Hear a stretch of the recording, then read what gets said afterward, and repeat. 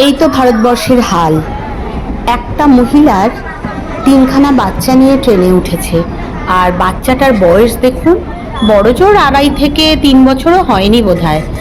এ ট্রেনের মধ্যে ভিক্ষা করছে, আর ট্রেনের মধ্যে বিভিন্ন রকম কঠিন খেলাগুলো দেখাচ্ছে। এরা নিজেদের নাম ঠিকানা কিচ্ছু বলতে পারছে না।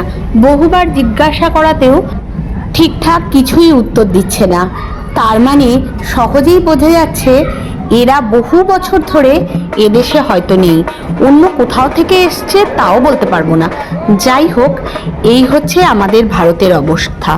তো প্রপার কতজন আদৌ সঠিক ভারতবাসী সেটা জানার অধিকার আমাদের ভারতবাসীর তো আছে।